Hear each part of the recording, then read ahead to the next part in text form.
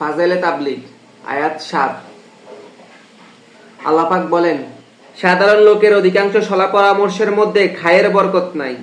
হ্যাঁ, যাহারা সদকা খয়রাত বা কোনো নেক কাজ অথবা মানুষের মধ্যে পরস্পর ভালো সম্পর্ক সৃষ্টির জন্য উৎসাহ প্রদান করিবে এবং যাহারা লোভ লালসা ত্যাগ করিয়া শুধু আল্লাহর সন্তুষ্টি বিধানের জন্যই ঐরূপ সলা পরামর্শ করে, তাহাকে আমি অতি সত্বর বিরাট পুরস্কার দান করিব। সূরা নিসা আয়াত ১১৪।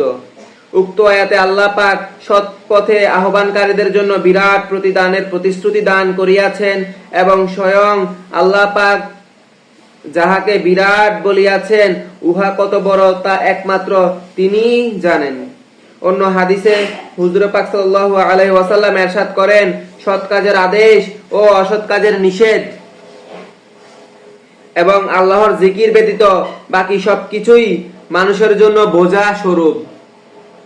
অন্যত্র হুজুর পাক সাল্লাল্লাহু আলাইহি ওয়াসাল্লাম বলেন, আমি কি তোমাদিগকে এমন জিনিসের সন্ধান দিব যাহা নামাজ, সদকা, রোজা ইত্যাদি হইতে উত্তম?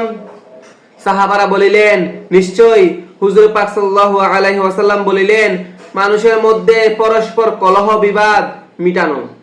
কেননা পরস্পরের ঝগড়া বিবাদ নেকি সমূহকে এমন ভাবে ধ্বংস করিয়া দেয় যেমন খুর মাথার চুলকে ধ্বংস করিয়া দেয়। পারস্পরিক ঝগড়া বিবাদ মিটানো আমরে বিল মারুফেরই অন্তর্ভুক্ত। এই জন্য বিভিন্ন রিওয়ায়াতে উহার ফজিলত বর্ণিত হইয়া আছে। আসসালামু আলাইকুম ওয়া রাহমাতুল্লাহি ওয়া বারাকাতুহু। সুবহানাল্লাহি ওয়া বিহামদিহি সুবহানাকাল্লাহুম্মা ওয়া বিহামদিকা আশহাদু আল্লা ইলাহা ইল্লা আনতা আস্তাগফিরুকা ওয়া আতুবু ইলাইক।